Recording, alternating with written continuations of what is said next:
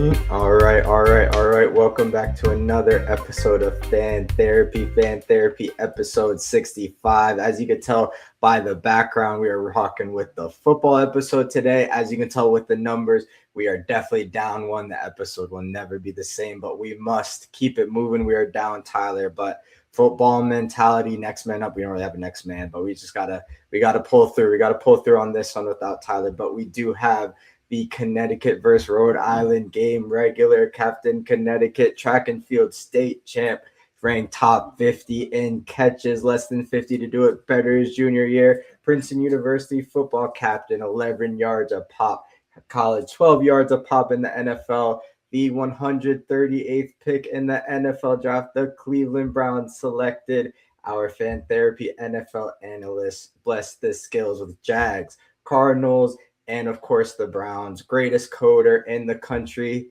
Seth, how we doing, bro? I'm doing great, Justin. How are you? Good. I love the intro so much. I know you don't love it as much, but it's great. I love the intro too. It can usually stay off the bio, but for this particular week, we should probably add the Carolina Panthers to the bio Oh my gosh, yes. Nope. Listen, I keep it off my bio too, but I had a brief stint there, and it's relevant to this week's episode because the OC in Carolina when I was there was Joe Brady. Absolutely. So we'll mention it this time and only this time. You got it. And it gets an asterisk everywhere else. So. No doubt. Fully there. You can take it. And honestly, the reason I'll give you the reason. The reason I do it is for when we get bigger. I read everybody's accolades at the front because you can never use accolades to prove your point. You can only use evidence. So I read the accolades at the beginning, and that's the only time they're allowed to be mentioned. That's why I do that. That's good stuff. But yeah, no doubt. Getting into it, the conference championships have been decided. The Super Bowl has been picked. NFL coaching changes are a little later. Here we are, conference championship games. Super Bowl's picked. It is the Patriots are making it from the AFC, and that's exactly where we'll start. A lot of talk around this game. There is a backup quarterback on the Broncos side. Some people are looking at Drake May's numbers a little funny. Seth, what was kind of your highlight going into it? Were you let's take at it the Jared Stidham route? What were your expectations? Did the Browns use them to your expectations, or did they kind of break the code of bringing a backup kind of into this kind of situation at all? Yeah, I mean, I think Jared Stidham played about to the level of expectations that we could have reasonably had for him. He didn't play bad. He also didn't do anything to necessarily help win the game. Now, it's going to come up here probably almost immediately because weather was a big factor in this game, especially in the second half. Stidham had one interception, which was on a 4th and 1 attempt in the red zone. So wasn't from the perspective of how costly turnovers are, it wasn't a very costly turnover because it was going to be turnover on downs. Had they not converted, and people are kind of nitpicking about certain aspects of his performance, that play being a big piece of the criticism. And I just think he played fine. Yeah. Neither quarterback played exceptionally well because the second half really limited what you were able to do offensively. Sure. I mean, the New England Patriots basically dared the Broncos to score a point. The wind and the snow and the slick conditions got to the point where that 3-point advantage was everything. I mean, Patriots were intentionally throwing the ball away on 3rd down if it was not completely there, not a give-me completion, knowing that they could punt the ball, play field position, see if the kicker could kick a field goal in those conditions. It turns out he couldn't, and he had missed one earlier when the conditions were actually there, which ended up being the difference in the game. But kicking is a lot about routine, confidence, self-belief. We could get into that in more detail at another time, but like you miss one early in the game and now the conditions are really bad. Absolutely. As a head coach, those are the things weighing into how you call the game offensively.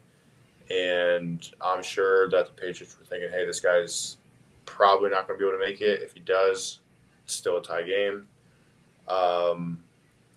People are saying that Drake May didn't play very well, but I think he didn't play very well for the same reasons that Jared Stidham didn't play very well. It just was not a very quarterback-friendly game. I mean, gosh, I think it was 2 weeks ago. Troy Aikman was calling a game in wet conditions, and he was like, listen, I played NFL quarterback. I was terrible throwing a wet ball. Like, yeah, I played quarterback in much lower stakes than these guys are doing in high school, and I really struggled throwing a wet ball. So, like, a cold, wet environment is not very quarterback friendly. I felt like had Bo Nix started the game, it still was a toss-up in my mind as to whether the Patriots or the Broncos advanced. I know a lot of people gave the nod to the Broncos, just assuming that they're the better team. That could have been the case. But I think the Patriots have a real shot at the Super Bowl, which I may be in the minority in thinking that, just having listened to some talk shows today. But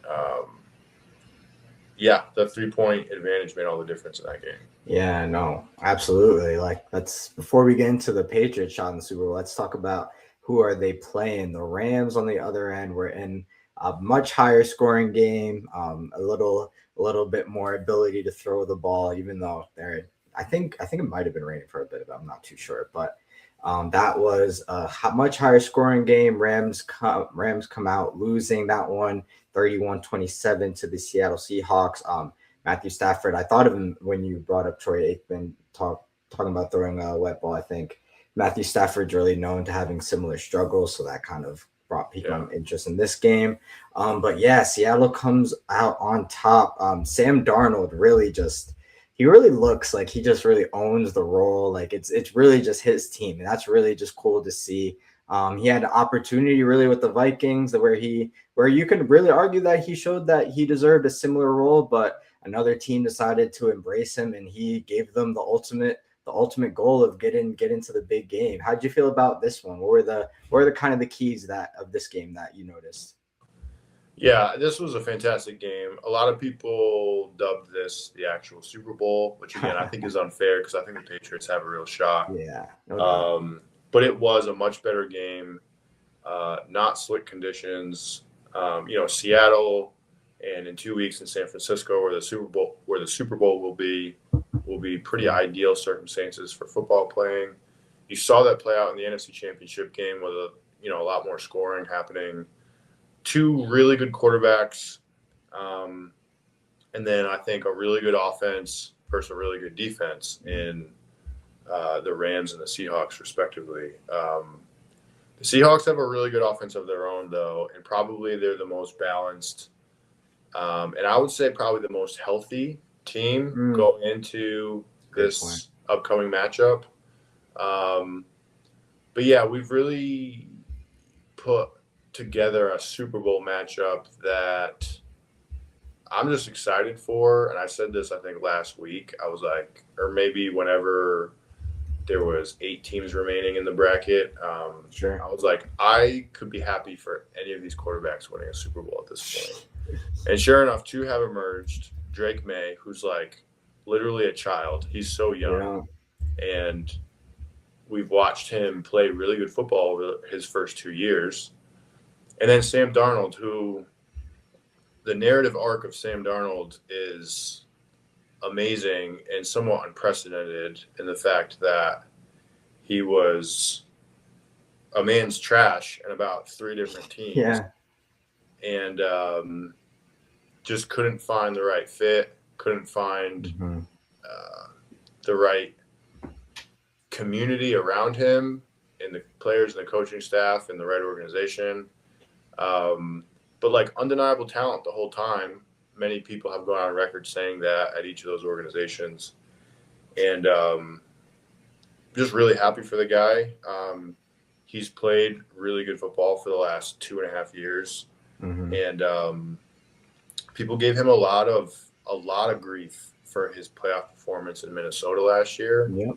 But like when a guy wins 26, 28 games in 2 years, like I'm not going to be too easily fooled by one game. You know what I mean? In the case of Sam Darnold, people are like, oh, same old Sam whenever he plays bad. But, bro, this guy's playing high-level quarterback like 95% of the times he trots out onto the field. He's really grown. He's really matured. He's seen everything. He's come from nothing from an NFL perspective. And I think he's just got a ton of confidence now, a ton of self-belief. You know, as a player and as a competitor, so much of your performance is built on prior reps of your body and your brain witnessing you succeed time and time again. Yeah. And this is the same thing that can also hurt an athlete when they're in a little bit of a slump, right? When they don't have the recent memories of success, they can start to lack self-belief, and that can lead to poor performance. Yeah. But the opposite is just as true. And it's why mental toughness and mental fortitude is one of the key traits to being a high-level athlete. It's not just physical ability. And I think over the course of Sam's career, his arc is, at what point do my memories of success outweigh my memories of failure? And I think he's at a point where his self-belief is to the point where he knows who he is. He knows what he's capable of doing. And I trust we're going to continue to see that from him. I think it's right for them to be favored. I don't think it's a giveaway game, though. Right. I think in good weather conditions, it's going to be a battle. So yeah, I think it's just so crazy how the conversation of just quality of organization just doesn't. I feel like it just never pops up naturally at all when you're talking about the development of a player. It's just whether the player fails or whether he does well. Sam's been around many organizations, and it seems like this was really honestly the first situation that was really ready, honestly, for a quarterback. They had a decent running back, decent pass catchers for him, a great offensive system that he's going into. Yeah. Maybe the offensive line is leaving some bit of one, but I think it really shows that you really just there's more to look around, especially at the quarterback position. You're basically a step beneath the head coach when it comes to the media pecking order. So much can be falling around you when you really like to refrain from you just honestly just putting everything you can into the sport, especially at that position. So much mental going into the preparation. So every minute counts. And then honestly, maybe it was helpful that he was tucked away in Seattle a bit. They weren't expecting too much from the team. So they were able to honestly just do their thing for the rest of the year. So maybe a market like that was helpful for him to really just settle. So it's definitely great to see. Patriots, Seahawks. We'll get out of this one quickly because we'll talk about it on the next week. But going into it, do you like to do predictions? You don't have to give predictions, but I can give a prediction. What the heck? I mean, go for it. I think the Seahawks win the game. Yeah, it's not a very hot take right now. It's a pretty popular take. But both teams have a good defense. I think Seattle's defense is a little bit better. Both teams have a great offense. I think Seattle's offense is a little bit better. I think the way for the Patriots to win would be on special teams. To have greater focus, greater attention to detail, and make a play somewhere. Whether it's a fake punt, a blocked punt, a big return. That's where the Patriots can win the game.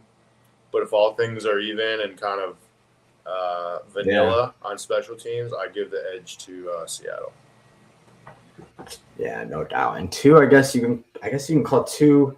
Vrabel's been coaching for a minute. He hasn't been with the team long, but they were able to really turn around these teams and get them where they're going quickly. Do you think Vrabel's factor of like just his playing ability? Do you think that will help his team at all? Like, do you think he'll be able to get the guys like ready even a little bit more, feeling more comfortable in the moment, maybe being able to like help them picture what the moment may be like? Do you think that will like help them a bit, or do you think that's kind of a little bit more minuscule in the grand scheme of things?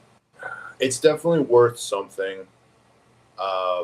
The fact that he's essentially a player, a grown-up player now, obviously, Yeah. but like he played for so long and still speaks the language of a player. The fact that that player went to 3 Super Bowls, if I'm correct, it's definitely worth something. I don't think it's worth enough to move a spread in a direction, though, just because the players are the ones on the field, and a lot of these guys on both sides haven't been in this position before. Right. There's going to be jitters that you saw in the college national championship game. There's going to be some unexpected things. I think Vrabel, to his credit, will do a really good job of blocking out any sort of media noise for the team. Sure. But the other side's doing that as well. Yeah. So, yeah. But there's a reason Vrabel's here in year 2, right? Yeah. Or is it year 1? It's year 1. I'm sorry. I think it's year 1. It's year 1. There's a reason he's here. He's a good coach. He was in the playoffs with the Tennessee Titans. Okay, so like he's a great coach. Yeah, I mean he probably should be coach of the year. There's a lot of good candidates for that award this year, but in my opinion, it's probably him. Yeah. I mean, people are also arguing the coach on the other side could get it just as much. Absolutely. And I mean, a lot of good candidates this year. That's why there's so much. I mean, there's so many head coaching openings because of how many coach of the year candidates there are this year. You get to be a coach of the year candidate if you do a good job against all odds, be it years on the job, roster, expectations. And a lot of coaches have exceeded expectations. So all the coaches that haven't exceeded expectations are out the door, and all the owners are trying to find a coach who's exceeding expectations. So, absolutely, that leads us so well into this next conversation. We'll be talking about a few of these specifically, but it's been a minute since we talked to you guys. So I'll rattle off kind of what we've missed, and we'll dig into some of these. But like you said, there's coaches sitting around. As we know, the Ravens decided to move on from Harbaugh and hired Jesse Minter. And then the Bills owner was sitting around like the Ravens owner got a cool press conference. Maybe we'll go ahead and fire our coach too. Let's get in the mix. Let's get rid of him. No, but they decided to part ways from McDermott as well. As we say, these things are happening in waves. And then moving down the list, Ravens hire Minter, Stefanski to the Falcons. Saleh, they decide to go with Vrabel's cousin, Saleh and the Titans. Arthur Smith to Ohio State. I love this move. This is not an NFL move, but I really appreciate how Arthur Smith moves around in the league. He like seems to always just get really good jobs. And also it's cool that did you know his dad like owns his like they're probably like FedEx or something. Like Arthur Smith's family is like owner of it's crazy. Well, he's a good coach. I mean, he's worthy of a good job. So no, absolutely. I think so. Going back to Ohio State, I think that's really cool. I agree. I think the way their season ended, they were definitely probably looking for an offensive mind quick. So I'm sure he got paid handsomely to go take that job. Yeah. Mike McCarthy to the Steelers. We may touch on that one. McDaniels, he was in the pool for a lot of head coaching jobs, but he decided to prioritize the Chargers offensive coordinator position and ended up getting that one. And then I guess maybe because it's the New York Giants, he might have been seen as the belle of the ball. That's to be debated, but the New York Giants pick up John Harbaugh, which seemed there was some interesting things that came down to the wire in that deal. But Seth, I know I've rattled off a bunch. Is there anyone that you really want to dig into? Oh, wait, I missed one. The Dolphins hired Jeff Hafley, and they also hired a GM, John Eric Sullivan. I was able to remember both their names, and I'm not paying them a 5-year contract. The Dolphins owner was not able to remember either of their names when at the podium. So once again, that's showing that every owner does not need to be up at the podium. But yeah, Seth, actually, we'll start with that question. How would you feel if you were just hired for the biggest position of your life, your dream job, and the owner gets up there? Is like we're excited to bring on a Seth the valve onto the how would that What is make you this? feel? Is this Tell the me. Miami Dolphins? The Miami Dolphins owner. Oh yeah, and before that, I am officially allowing the Dolphins. They're allowed to switch teams after seeing what the owner did in they're officially allowed to switch teams. My But God, go ahead. Stephen Roth, huh? It's not good. It's not good. Um, even if you want to give grace for mental lapses and word finding, and I am one to give grace for that because I too struggle with word finding. There will be at the tip of my tongue at any particular time a simple word like coincidence that I can't find. Okay. Something that's not, Yeah. an SAT word, just a normal word that I stumble over and I can't remember Intentional's what it is. mine. But that's pretty bad. Now I'm hearing this for the first time from you, so I haven't seen it. But yeah, it's like a fireable offense if you're anybody other than the owner, because the owner can't fire himself. Right.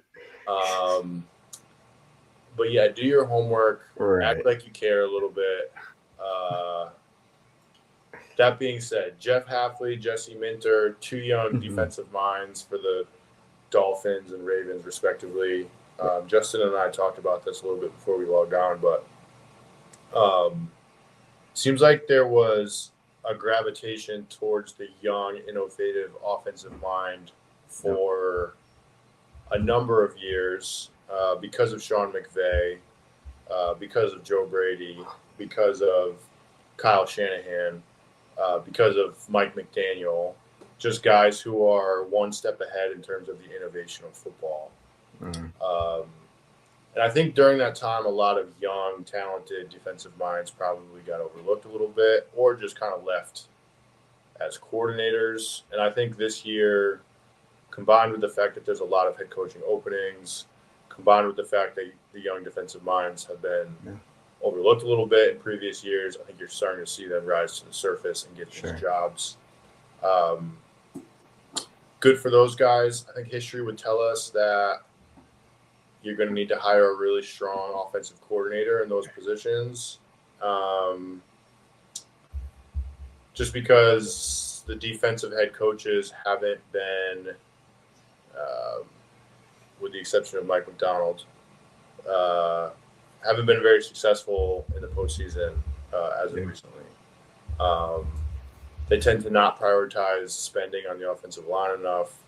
They tend to not prioritize spending on the offensive side of the ball enough. And while defense wins championships, you also got to put up points. Yeah. Especially in a league with Lamar Jackson and Patrick Mahomes and Josh Allen, none of which are in this final game. But they're in the league and they're knocking on the door every year because these offenses are so good. Right. But yeah, remember your names, guys. I mean, gosh. That's bad. No, that's really that's a tough first impression to get over. I even forgot that's where we started out with this. No, absolutely. And to your point, with the strong offensive mind next to the Mike Vrabel, got a very experienced one that he probably knew very well. And McDaniels, I forgot his first name. Sorry, Mike McDaniels, and hopefully, I think the record's still out. We got to make sure everything's above board, but we'll figure that out at the end of the year. And then on the other end, Clint Kubiak was rising as a really good offensive mind. People really appreciate his work in the league now, from his work in college leading up. Now he's in the NFL performing at the highest level, did some work with the Vikings as well as Saints prior. So he's rising as a name to watch. Maybe next year, maybe next year people will be knocking at his door, looking for another offensive mind to join their team. Next up on the list, Seth, let me know. Solid to the Titans, Mike McCarthy to the Steelers. Let me Harbaugh to the Giants. I'm talking about Harbaugh. So I'll come on Harbaugh in a second, but the one thing that's sticking out to me is I'm happy to see that coordinators, guys that many of us would label as coordinators, are understanding themselves, being self-aware enough to be coordinators. I'm thinking of Mike McDaniel. I'm thinking of Brian Dable. Yep. And I think Cliff Kingsbury should probably hop on this bandwagon too. I've talked about this in previous podcasts. Yeah. But like, I don't know. Football is already a very volatile career in the sense that you don't have a lot of locational stability. A lot of these guys have families. And have to potentially move their family around when the volatility of football strikes, and it always does. It just seems to me that if you're really good at what you do, you don't have to be the CEO. Yeah. You can be the vice president and obsess over the thing that you're good at instead of taking all the bullets when things don't go well. I'm really honestly happy to see Dable and McDaniel as offensive coordinators. I think that's probably what they do best.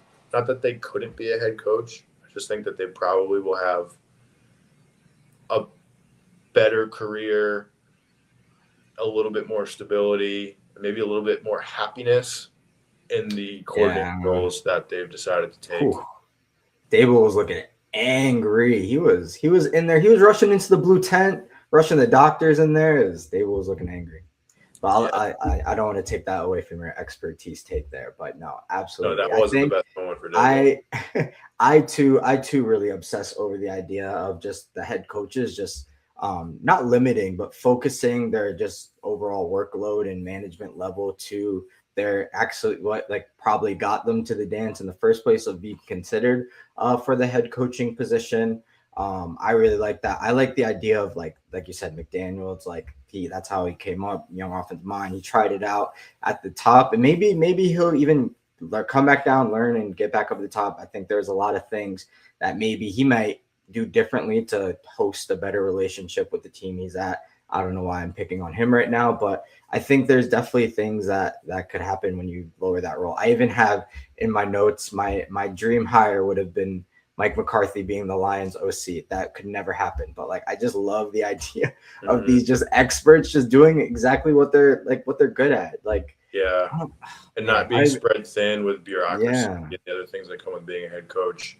Exactly. Both also Dable and McDaniel are both paired with really alpha head coaches, which I think is the only way that works. Like McDaniel and Harbaugh in LA Chargers is awesome. Really excited for that. Really excited for Justin Herbert, honestly. Yeah. Saleh and Dable, in my mind, that's a really great pairing in Tennessee. Like they've got a lot of work to do. But I'm excited for Cam Ward as a result of that. Like Saleh's was far and away the best coach on the New York Jets when they fired him. Absolutely. He's the best defensive coordinator in the league, arguably, when he's just a coordinator. And the guy's a leader. I mean, if you're going to hire a defensive guy as a head coach, Saleh's a great option. And pairing him with Dable, like I said earlier, like if you're going to go defensive at head coach, get a good offensive coordinator, and you did that with Dable. So I think that the Titans have got to be really, really pleased. Yeah. On the other hand, there's by way of there being a lot of openings, there's some teams getting left out here. Like at the top, you've got at the top of the teams that are not getting left out is the Giants and John Harbaugh. Like you pair an iconic coach with an iconic franchise, and they also moved first, right? Yeah. They had they had the wherewithal to not be late to the party and late to the search and late to the cycle. Which, by the way, I kind of think is the only reason Aaron Glenn still has his job. I think the Jets, had they been able to get to the cycle earlier. Yeah. But like, I think they're realizing we fire our coach. Who do we get? Nobody wants to be there right now, including college quarterbacks. Yeah. Like, which leads me to my point here.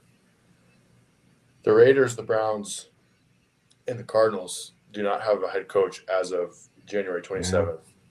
Yeah. And who's left? Sean McDermott is left. That to me has Raiders written all over it. Sure. Absolutely.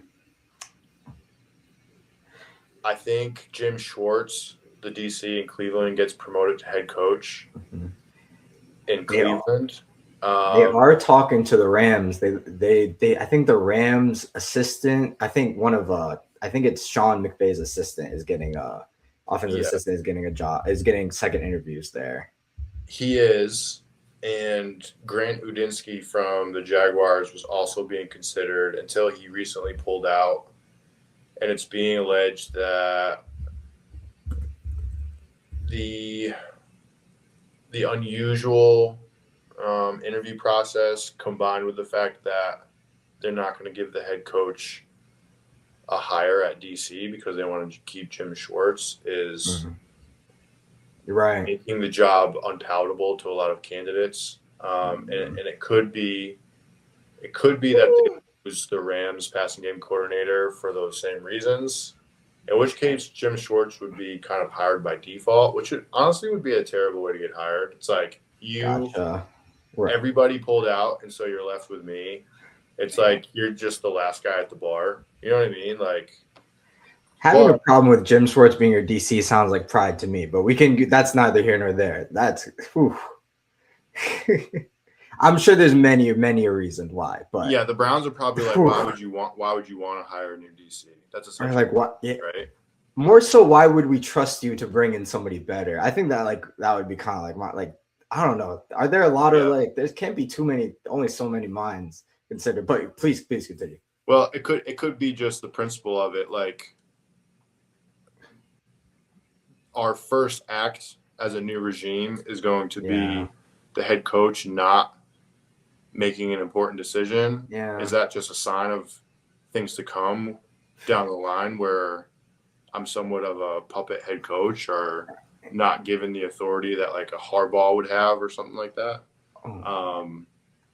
I feel like we're almost defining pride. But I get it. It's like there's things that will come in the way. There is but also it's so political that there are things that can come. Like you do have to kind of position yourself in there. I think Nick Sirianni does similar things, but yes, no, you're absolutely correct. It's definitely pride. But I think if I were a betting man, I'm going to assume that Jim Schwartz is going to be the Browns' next head coach. Sure. Who does that leave for the Arizona Cardinals? Maybe one of these offensive guys, Grant or what's the Rams? I got to look his name up. That's who I was talking about earlier, who's with the Nate. Well, Shielhace. I'm not sure how you say his last name. Shows that I've been out of the league for a little while. But yeah, going after a Sean McDermott disciple is probably not a bad idea. Exactly. I was going to talk about him more earlier, but I did forget his name as well. That's why. Yeah, probably because we've never actually said his last name out loud. Nate Shielhace. It's probably Haas, though. It's probably Haas. Haas. Yeah. The AA. Oh yeah, but I'm hearing there's like I don't know. I'm sure you might have known some of this, or if not all of it, but like how the Browns have a little funkier of a head coach hiring process. How they send essays. They're very also another thing that's making me surprised why they're not a little more willing to be a little more out there with the names, and maybe they're not. It could be why they're not as scared of the big names dropping. Is they're very analytical in their approaches to a lot of things, which please verify if that's correct, but I'm sure you're very used to that, what's going on inside that building. But so that makes me maybe these, they're not too worried about like the names kind of being taken out of, but that's just one theory there. Yeah, I mean, they are very analytical. Paul DiPotesta, who doesn't work there anymore, it's the first year he doesn't, but he was hired in 2016 Same year I got there. He stayed long after. He survived multiple regimes since then and has really been core to the internal strategy of the Cleveland Browns. From a personnel perspective, it's a very analytical approach. Andrew Berry is the GM. He's a Harvard graduate. He's also very analytically inclined and is also probably one of the driving forces behind these essays and these take-home assignments and the things that these rah-rah football guys don't really want to do. Right. In any other profession, it would be just considered a protocol for getting the decision right. Every company's got their interview protocol to, cross every T and dot every I and check the boxes.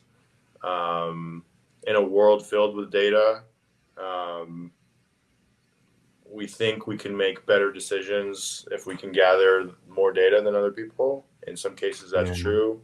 In a case like football, trust me, you don't have enough data. There's so much that goes on in these buildings that just cannot be learned by a machine. So many reasons for failure and so many reasons for success. And quite honestly, we don't know all the reasons.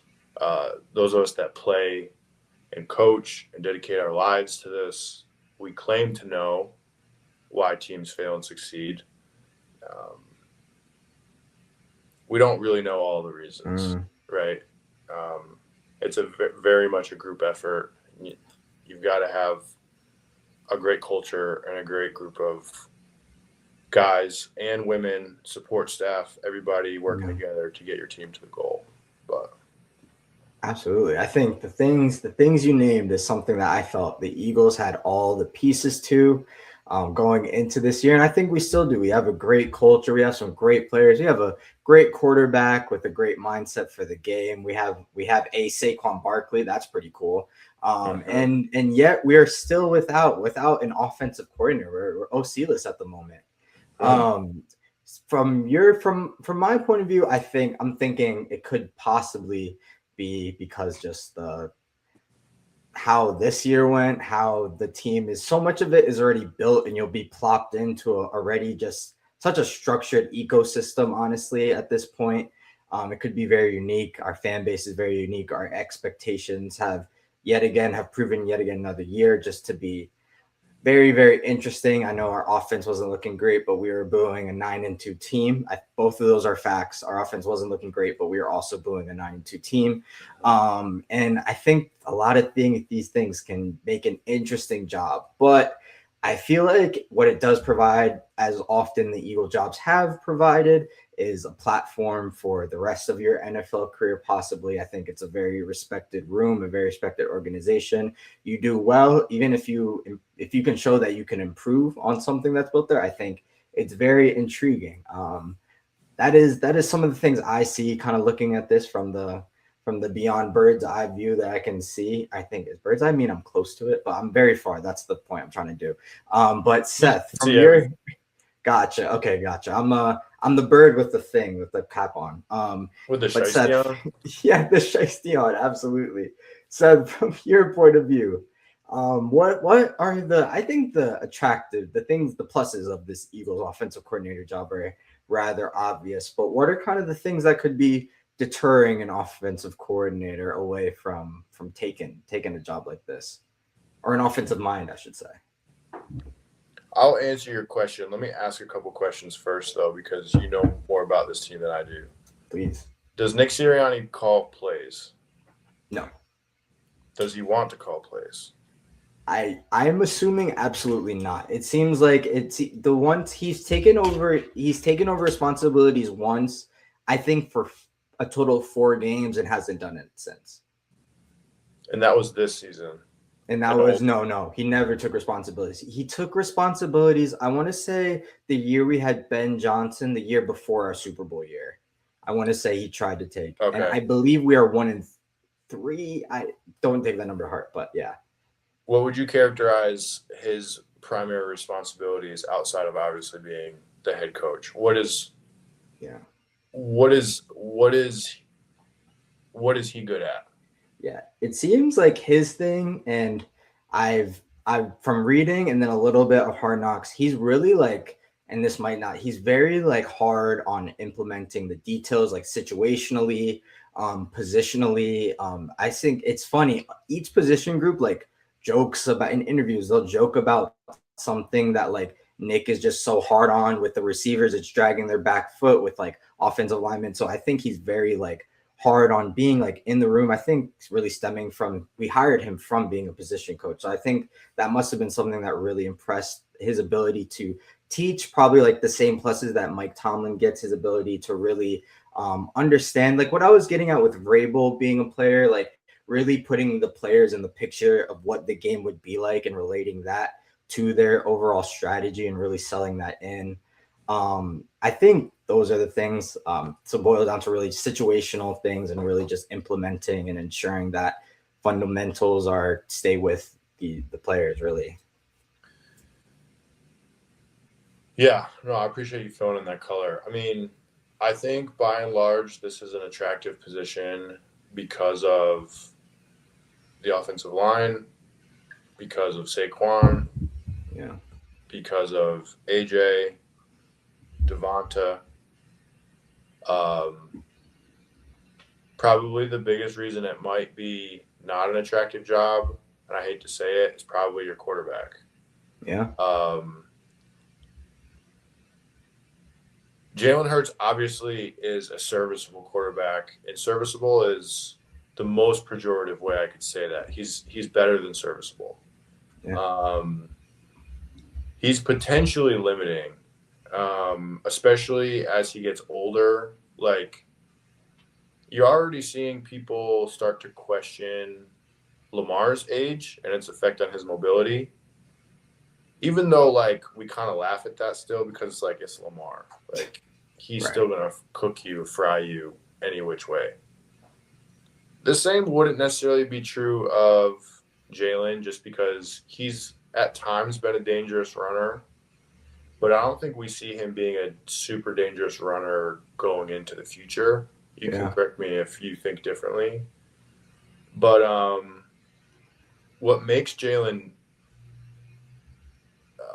over the top dangerous as an offensive weapon is his dual threat ability. He is not, in my opinion, an elite distributor of the football.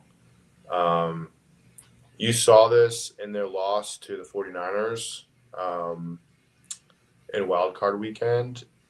I do think that Jalen probably was not helped by his receivers down the stretch with a couple of those intermediate throws.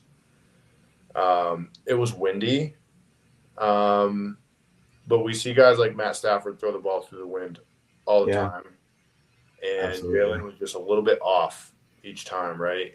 And again, I already said I wasn't going to judge Sam Darnold based off of one game. I don't want to do the same with your quarterback either. But the truth is, this has always been a little bit of a question mark with Jalen, even back to when he was benched for Tua at Alabama in the national championship game. He has definitely improved since then.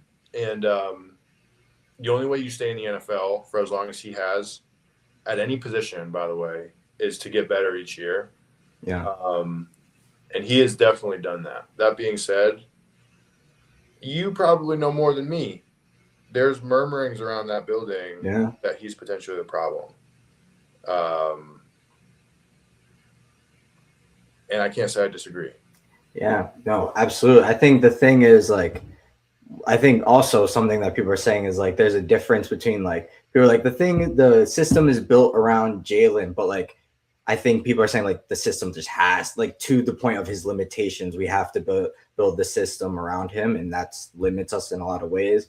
I think he's gonna have to this year. He's gonna have to do a lot of things that he's like not comfortable with. I think he's very composed in his decision making. So anything he's willing to like anything he thinks is a risk. He's very risk advertent, which has been honestly a plus when we're rolling and running the ball well. We can figure out a team to take over. We can figure out ways to take over a team like the Chiefs. I think his decision making has helped us in that sense, but he also won't take risks. And I think that limits us a lot of times to making harder throws over the middle, things like that. I think that was you look at his passing chart. There's clear areas. I won't speak specifically of what those areas are and why, but you can see that there are areas that he's simply not throwing the ball to. Again, like, is it due to play calling? Maybe, but why are we calling those plays that way?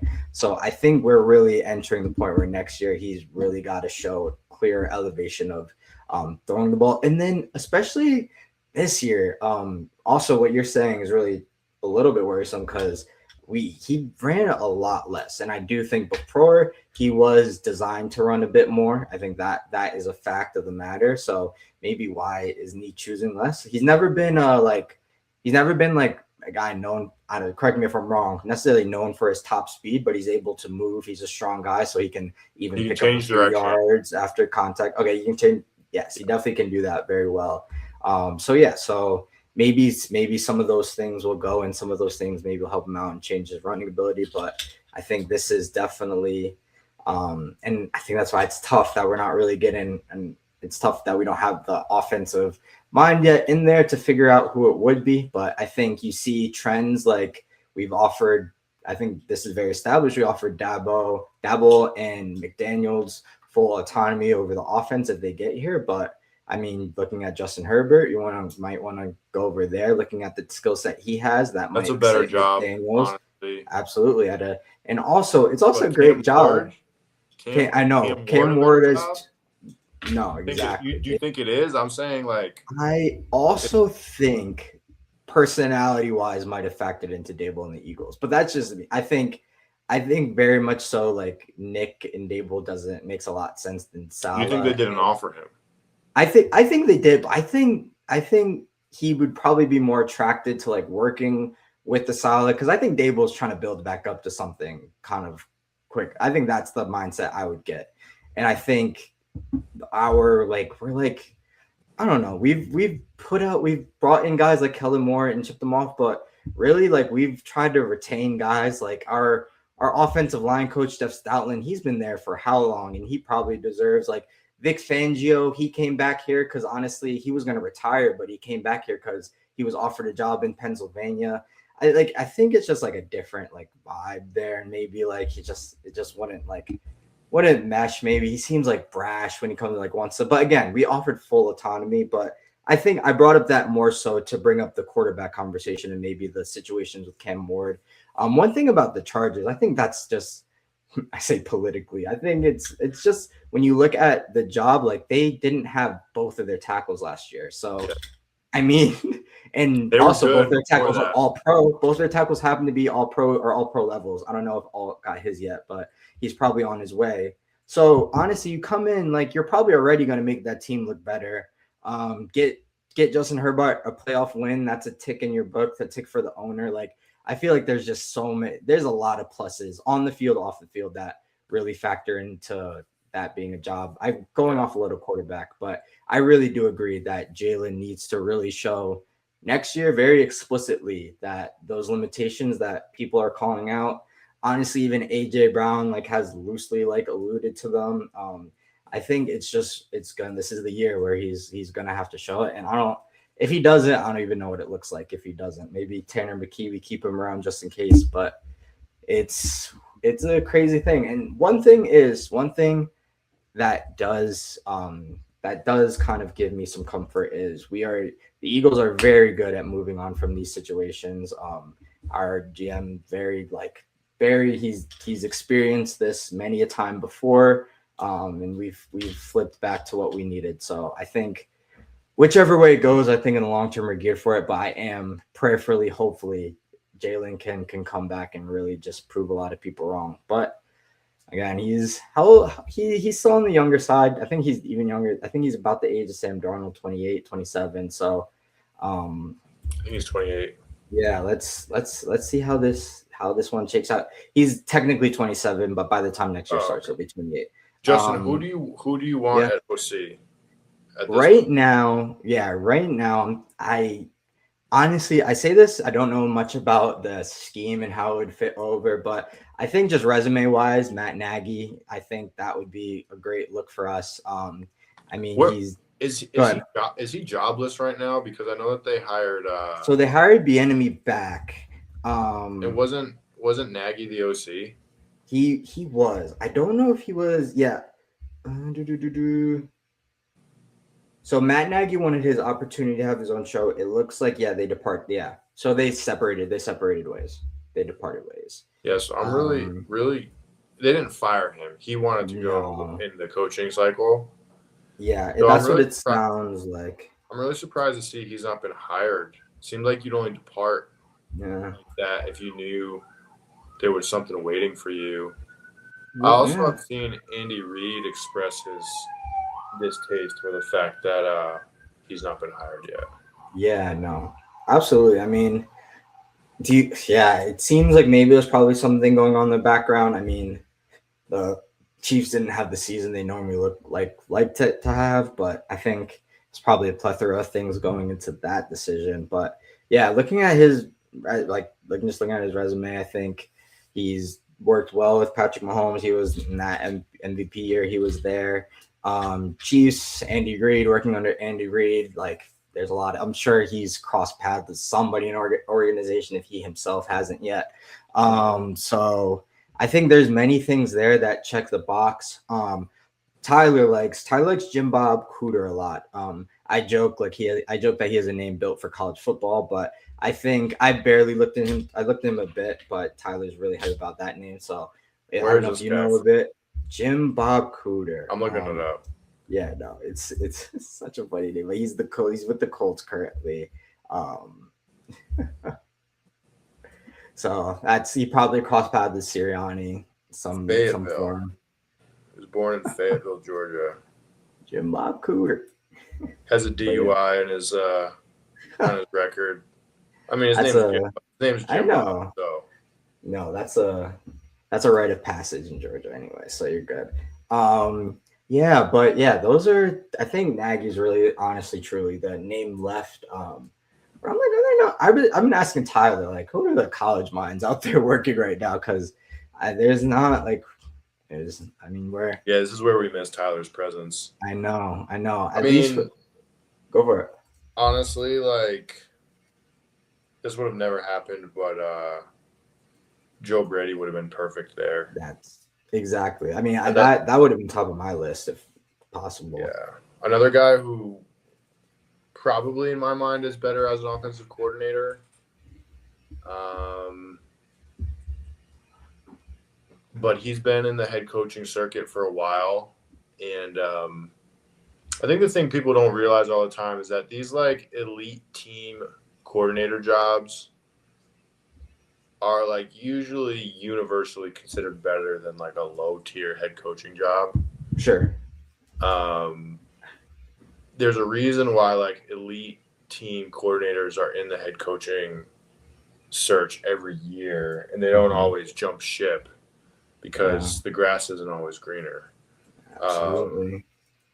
I know that Tyler doesn't have a lot of faith in the internal hiring system that is the NFL because of historical evidence. I just think he would have been a head coach somewhere at some point. Why not with his current team? Why not with the quarterback that he has this relationship with? Absolutely. When you look at internal hires, internal promotions to head coach, a lot of them are player driven. Antonio Pierce, right? My guy with the Browns, I'm blanking on his name right now. Freddie? Sorry? Freddie? Yeah, Kitchens? Freddie. Yeah, absolutely. That was Baker's dog. These guys are retained because of player support and previous success. Yeah. Joe Brady's 36 years old. He's a young guy. His demeanor doesn't give head coach to me. Yeah.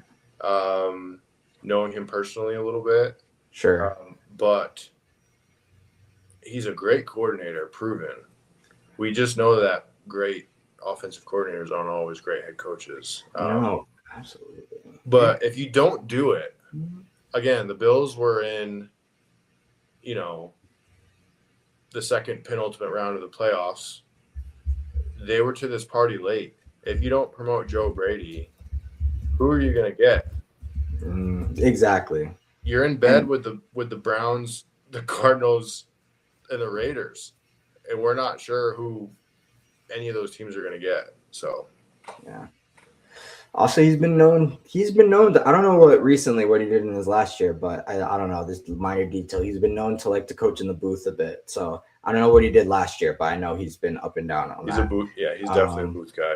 Yeah, so that's definitely an interesting little detail there. There was another thing I was going to bring up. Oh yeah, just the interesting. I mean, keep Joe Brady to lose or like promote him or lose him is probably part of the conversation there. But I mean that would have been really cool. OC hire. What I was going to say from a non-XO's point of view, I think it just would have been really cool to have McDaniels and Jalen Hurts just in the same room. I think that would have been the perfect like yin and yang. Like he would have. Like Hurts would have given everything McDaniels needed, and McDaniels would have sent everything that Hurts needed. That just would have been so cool.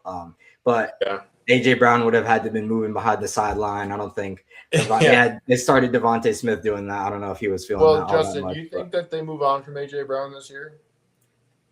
Everything besides the money tells me like everything outside of like his cap, like the cap hit, tells me yes. But I think we owe I've heard 40 and I've heard 70. Let me how much money do the Eagles owe if they trade Joe Brown? We would owe approximately 43.5 million if traded before June 1st, 2026. So I think like that makes me want to say no. Also like but also, if we do trade him, I think that's also a very like just generally good thing like for us because I like considering I'm assuming we'd get back a lot and I really trust like what we can do with assets. So I'm really okay. I feel very beneficial and I think I've never really talked about it. I feel very beneficial being Eagles fan because I'm not necessarily like I really like the stars you get and I'll love them, but I'm really not afraid of this team losing stars. Like how he's proven himself over and over when he's making a move and the players he's bringing in, like they're coming in for a reason. I think more often we've let go of good players than bring a bad one in. So maybe that's just been my only thing with it. But I'm really okay with like I think the show would go on. Yeah. We've seen and also I think Devontae Smith is an incredible receiver in his own right. So we've seen I mean I don't want to compare Devontae Smith to a kid in his third year, but like DK Metcalf. Also, I wanted to say the Seahawks front office, just as a whole, whoever was in charge of how they rebuilt their team, just deserve a huge round of applause and $1 million. They've sent what they thought was their premier weapon for years, sent him away. They brought in the right one through the draft, and they just kept everything pushing from their coach. So I think that was really cool, but. I think long answer short, I would be really excited to see what we would get for an AJ Brown, but I also think AJ Brown is a fantastic player to have on your team. But I really trust this organization to move on from something like that at the end of the day. Yeah. You as an Eagles fan definitely are spoiled. Yeah, in a position where your organization makes really great personnel decisions. Yeah. So yeah, I would feel comfortable moving off from him as well, especially when everybody knows he's good, but if he's not providing the type of value on the field that what you could get in return might provide, exactly. It's time to move.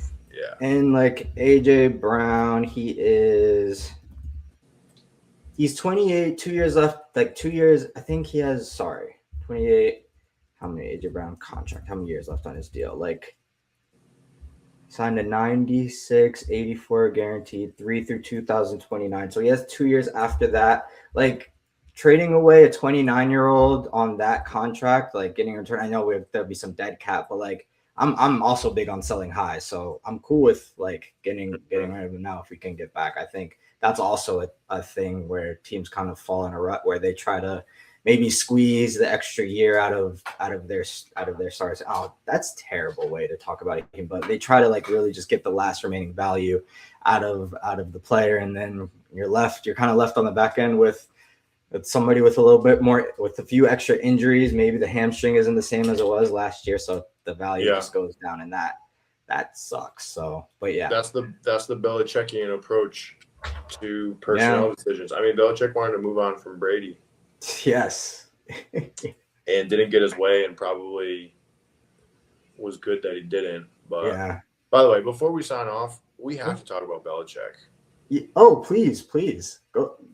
I honestly have not. I know it's not going great, but Belichick was officially not voted as a first ballot Hall of Famer today. Wow. Which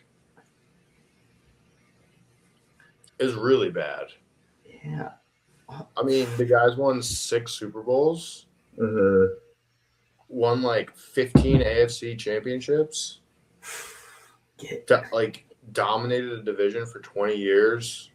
Yeah. And I could have stopped at 6 Super Bowls. I could have stopped after 3 Super Bowls. Absolutely. If Belichick is not a first ballot Hall of Famer, then what is the Hall of Fame? Yeah. I mean, we're in an era of football right now where the plaque wall is starting to not mean as much anymore. Mm-hmm. And I don't want to pick on Shedeur Sanders, but it's just this all happened in the same week where Shedeur Sanders gets a Pro Bowl nod. Yep. Bill Belichick's not a first ballot Hall of Famer. It's what is the Pro Bowl even? What is the Hall of Fame even? Absolutely. This has got to be just evidence of the fact that that guy must have burned a lot of bridges, man. I mean, that's a great point. Whether it was Deflategate, Spygate, Gate this, Gate that, whatever gate it was, or whether he just was too much about ball and not enough about relationships throughout his career, which is actually pretty well documented. We know that with the players, could just as well be with coaches as well. I don't fully understand who's voting on this stuff. That's huge. But he missed it by 10 votes. It's not he missed it by I think he needed 50 votes. He got 40 to be eligible in his first year of eligibility. And it's a circumstance where his resume is enough for 2 first ballot Hall of Fame. Absolutely. And so why did it not happen? It's it's a catastrophic degree of being blackballed. I mean this is. Go ahead. We're starting to come up on the time where all his players are about to start getting up in the Hall of Fame. It's coming up on those amount of years, but no, it's interesting. If it is the outs, also especially all the off the field things, my thinking would be let's get this thing over with. Let's get him in. Let's get the speech done. Let's wrap this thing up. That would be my thinking too. But like you said, it sounds like it's coming from a relationship thing, burning bridge, not building enough good relationships, or just just thinking that he could probably just turn it just be himself inexplicably no matter what, and treat everybody exactly like you said, just about straight football. It's a huge oversight. I mean, I don't know if you could find anybody that would agree that this is the right decision. But when you pulled all of the votes together, this is what fell out of it. And it just is more proof that all these things are not a meritocracy. They are political. Yeah. The Hall of Fame is a political organization, and to get in is politics. If Stephen A. Smith and Ryan Clark and Colin Cowherd say nice things about you, you're more likely to get in. If they say bad things, or if people are saying bad things around the sports world, you're not going to get in. You have to have a platform, and almost pitch yourself in addition to what you did Legacy. on the field. Like, Uh-huh. I don't want to get sidetracked, but it's like Please. we're gonna run into the same conversation with Antonio Brown. Like, if Yeah, it's I was just literally about to bring up the name. yeah, Yep. if it's just about what you did on the field, he'd be a Hall of Famer. Is he gonna be a Hall of Famer? We don't know. But like in Belichick's case, he's not out here getting arrested. You know what I mean? He's Right. coaching. He's coaching ball. Has he burned Yeah. some bridges? Yes, but like I'm just going on record as a former Patriots fan saying that this is nonsense. Yeah. It's absolute Agreed. nonsense. Like, you show me another resume worthy of that, and you just can't find one. His is the only one. He's the leader of all first ballot Hall of Fame coaches, and Tom Brady's the leader of the players. That's just it's end of story. Absolutely. No, I'm really happy you brought that up. I think that was I was watching some stuff today and it wasn't even reported. That's huge. Yeah, it came out later this afternoon. Oh yeah, no, yeah, I'm seeing 3-4 hours ago. Yeah, wow, we're breaking news. I love to see it though. But yeah, that's very crazy. And I think it's just only going to become further conversation. Tom was like 2022 he retired. 23. So he's 23. Yeah, so if it gets to that point and Tom's up, he has to get it. So that conversation is, if Bill's still not in at that point, that conversation is gonna ignite even then. So this could really unravel into something pretty ugly and not honestly just sad. Honestly, I think that's what the kind of a lot of this post Bill Belichick post NFL has just been not exactly what people were looking for. Were you guys saying something? I'm just still thinking about it. Yeah. I mean, I feel like this is a vote for Tom Brady. It's almost like potentially like the last couple of years of Bill Belichick's tenure in New England maybe worked against him here, where he just like was nothing without Tom. Wow. Yeah. But as great as Tom is, a great quarterback can't do it on his own. Yeah. Like, we're watching the narrative arc of Josh Allen fall on his face every year. Yeah. Is Josh Allen as great as Tom Brady? No, but he's more talented than Tom Brady. You know what I mean? Like, absolutely. He's definitely more talented than Tom Brady. And so, like, could Brady have done 20 years of league domination on his own? Absolutely not. Absolutely not. And as much as I think, like, I personally would favor Brady in this crazy discussion of who was responsible for the Patriots' success, like, it's also Bill. Yeah. It's also Bill. Also, yeah. I mean, when Tom got his ring with the Tampa Bay Buccaneers, that coaching staff wasn't built with a bunch of slouches. That was Bruce Arians, Todd Bowles, Byron Leftwich. Like, he still had some dogs there. So it's always important though. It's like they say, the ultimate team game. The more I grow, the more I learn. It's really true. Football is truly the ultimate team game. Anything else? Anything else to get off our hearts and minds? We've been a minute. I'm good, man. That's the last thing I wanted to get off my heart. No, I appreciate that. No, that was great news to bring up. Yeah, we'll see how that one unfolds. I'm gonna be very, very intrigued tomorrow morning. Stephen A is gonna be yelling at our screens talking about that one, I'm sure. Yeah. But yeah, let's see. Very excited for that one. Please, thank you for watching. Please remember to like, comment, and subscribe. Remember to tell somebody that you love them. That's been Fan Therapy TV. Thank you and peace. See ya.